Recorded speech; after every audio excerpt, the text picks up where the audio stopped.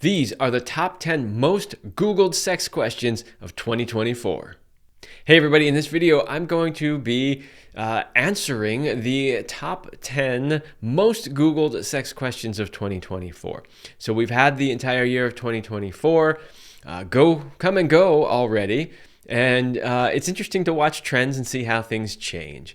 And this video is also going to be a little bit different than the way I normally do videos, because I just have the questions here. I'm going to take them one at a time, starting at number 10 all the way to number 1, and I'm just going to answer them. Some of these questions could probably have an entire video of their own, so I'm not going to make this a 3-hour long video answering each one of these questions, but I'm going to answer them as best I can and at least give you some idea. Many of them I have whole videos on these answers already elsewhere on the site.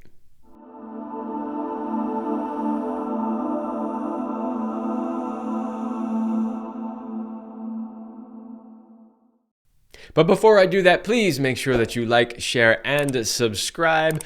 Doing so greatly helps the channel. I noticed that a lot of people are not actually subscribed to the channel. I'm really close to 100,000 subscribers, so please, if you're not subscribed, go ahead and click that button. It doesn't cost you anything, helps me tremendously.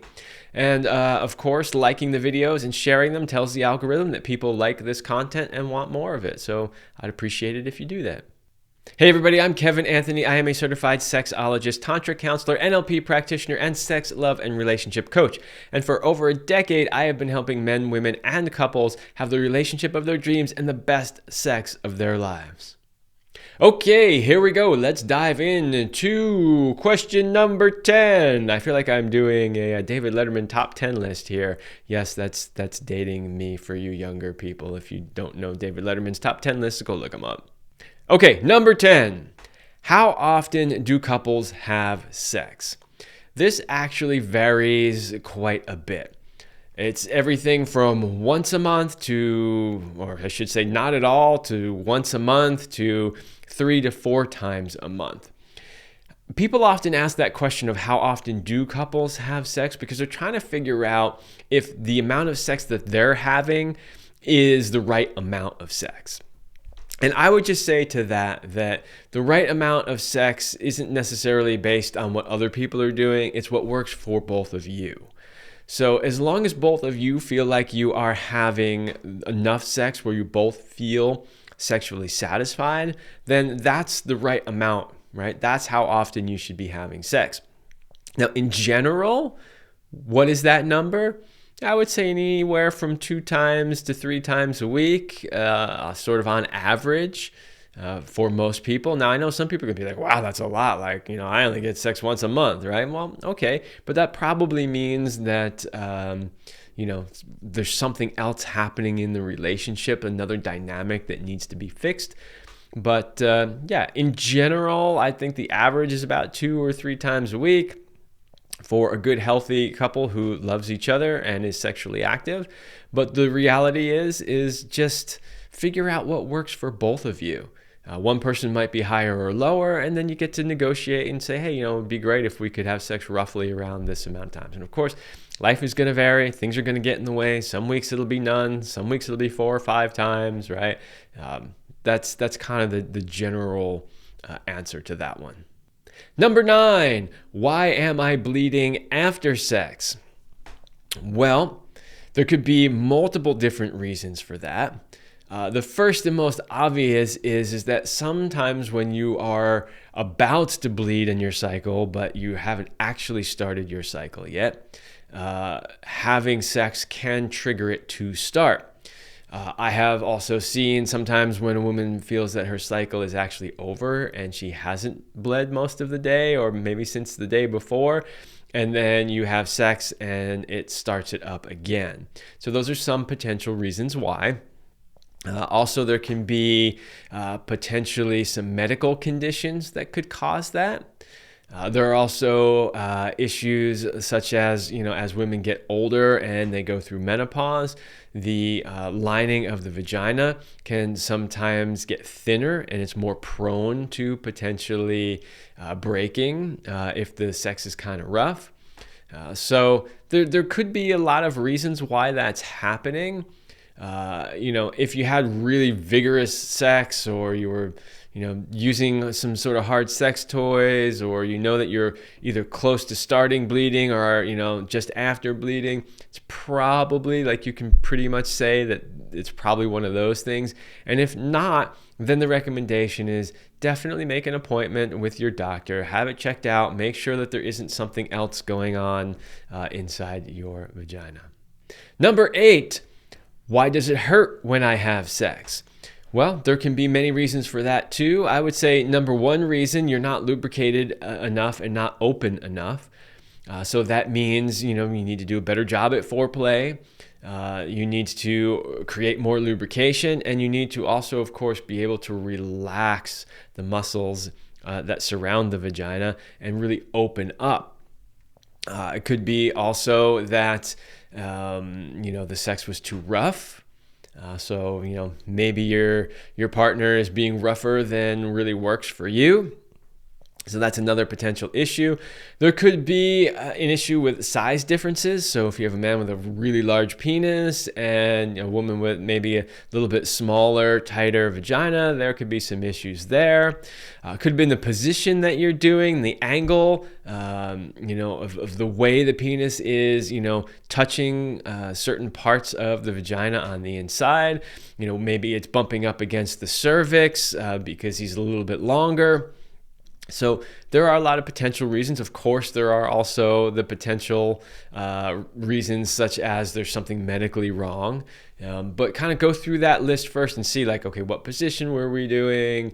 Is there a size issue here? Was I lubricated enough? Was I open enough? And if all of that stuff is like, yeah, it seems like we're doing everything right, but there's still some pain, then I would say for sure, again, make an appointment with your doctor and have everything checked out. Make sure it's all good to go.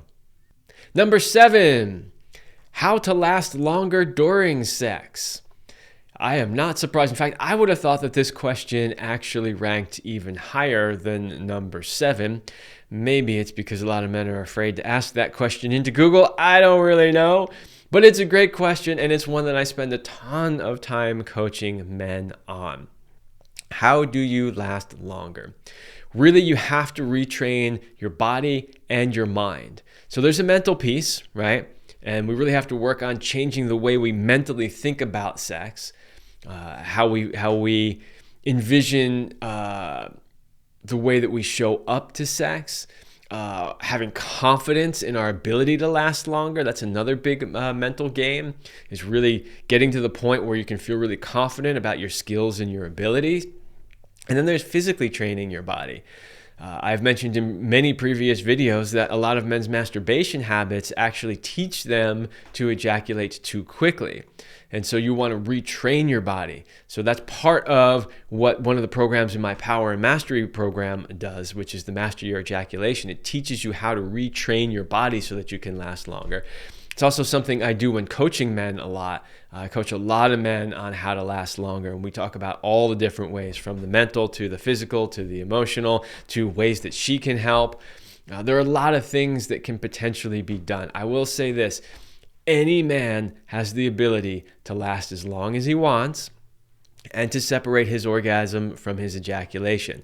It's simply a matter of learning how to do it and practicing it. All right, number 6, how to build a sex room. Interesting. I wonder how many people actually have sex rooms in their house. I think that's a super cool idea.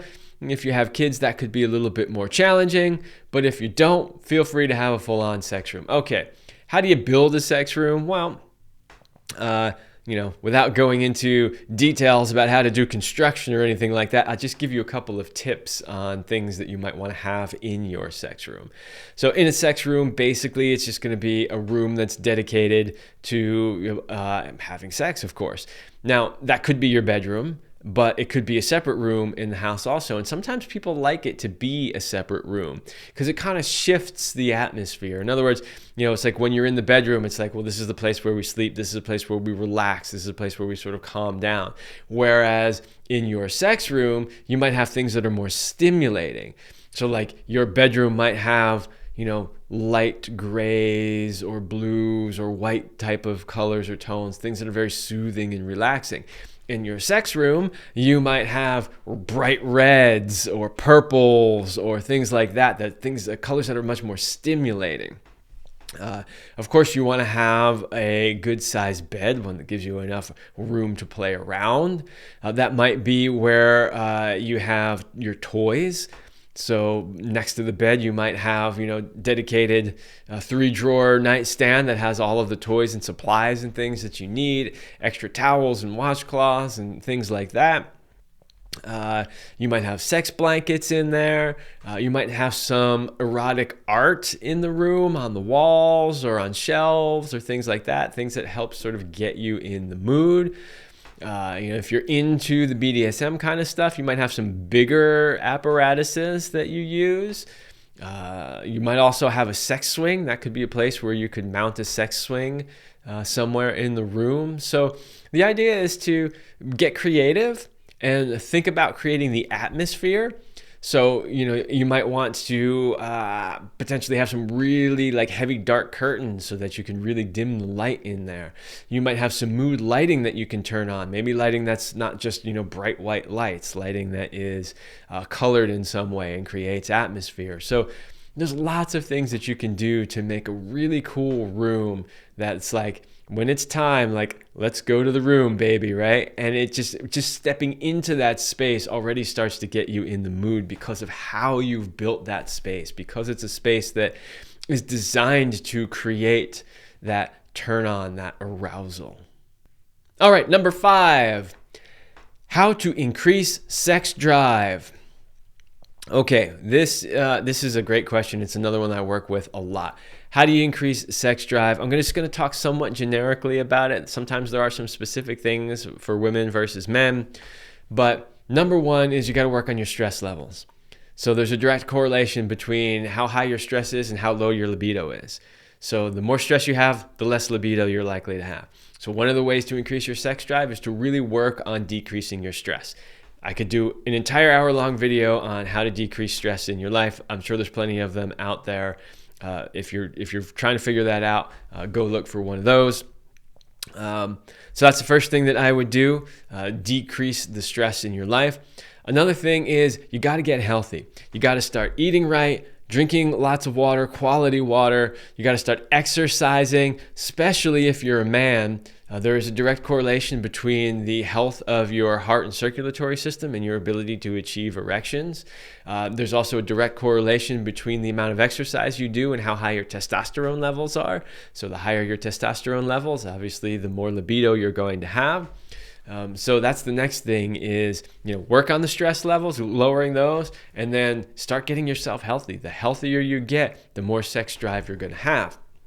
I would say also you need to make sure that you have a really healthy relationship. If there's a lot of resentment in the relationship, if there's a lot of fighting in the relationship, things like that, it's not really going to make you want to have sex. And, unfortunately, what can happen sometimes in relationships where that is something that has been going on long term, and the person's like, well, she's never interested in sex, she doesn't like sex, she doesn't want sex. And then you find out later on that she had an affair with somebody and had sex with them. It's not that she didn't want sex and she wasn't interested in having sex. It's that there was stuff in the way in the relationship, but outside the context of the relationship, she wanted to have sex. Of course, so what you really want to do is avoid a scenario like that, and you want to fix the things that are going on in your relationship so that there is a desire there for the other person. I want to be with this person. When I see them, I get turned on by them rather than seeing them and going ugh, them again, right? So lower stress levels, get healthier, fix the things that are going on in your relationship that are potentially creating a disconnect. And then the last one that I'll share in this video is what I call the constant state of arousal, making sure that you're doing little things to and for and with each other on a regular basis that help stoke the fire. It could just be kissing each other, hugging each other, cuddling regularly, grabbing each other's butts, telling each other appreciations, things like that. You want to work on that constant state of arousal. Number 4, how do lesbians have sex? Well, the short answer to that is the same way everybody else does. They do the same things. They embrace each other, they kiss, they do foreplay, they warm each other up, they do oral sex, they use their hands for sex. Really, the only difference is there's no actual living penis being inserted into a vagina. There might be other penises like strap-ons or dildos or things like that. There is a technique called scissoring where they will rub their genitals together, which basically rubs clitorises together, or at least close together. It's not difficult to imagine how two women could potentially have sex together. But rather than looking at it from the point of view of like, how in the world do they do that? Just realize that, 90% of the things that a heterosexual couple would do, a lesbian couple could do too, right? So that's how lesbians have sex. Number 3, what does sex feel like? Well, hopefully it feels pleasurable, that you feel pleasurable sensations. You might even have an orgasm. Hopefully you feel love. Hopefully you feel deeply connected to the person that you're having sex with. Hopefully there's a high level of trust and safety involved. So yeah, it should really feel like all of those things. I think too many times people really focus on just the genital sensations when, really quality lovemaking encompasses all of those things. And number 2, what is oral sex? Well, oral sex is using your mouth on somebody's genitals. So obviously, if you are a woman giving to a man, it means putting a man's penis in your mouth and using your mouth, most likely in combination with your hand, to give pleasure, to simulate the sensation of penetration. And if you're a man giving to a woman, it is using your tongue and your mouth to give pleasure and sensation, and to usually mostly stimulate the clitoris. So that is oral sex. It is wonderful. It is pleasurable. Most people love receiving it, and most people also love giving it. And it's a beautiful way to connect with somebody. As always, if you're asking what oral sex is, it probably means that you're rather young. And my advice to you is make sure that you are old enough and mature enough to handle the consequences of this kind of contact. Make sure you do a very good job of choosing the partner with which you are going to do this. And don't treat it as just something that you can do with anyone, anytime. Like, make it more special. All right, and that brings us to question number 1, the number 1 most Googled sex question of 2024, and that is how to have sex. Again, I think this is probably younger people typing this into Google, but let me give you just a bit of a brief framework for how to have sex. Number 1, make sure that you choose a proper partner.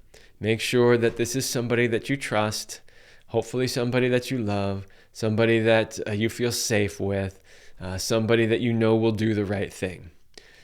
Next, make sure that you have a safe sex talk where you are telling the other person all of the things.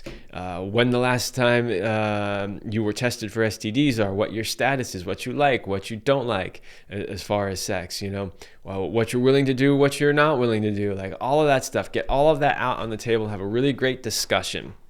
Once you've done that, start with foreplay. Absolutely. Touching each other, caressing each other, kissing each other, cuddling each other, focusing on erogenous zones in the body that are outside of just the genitals.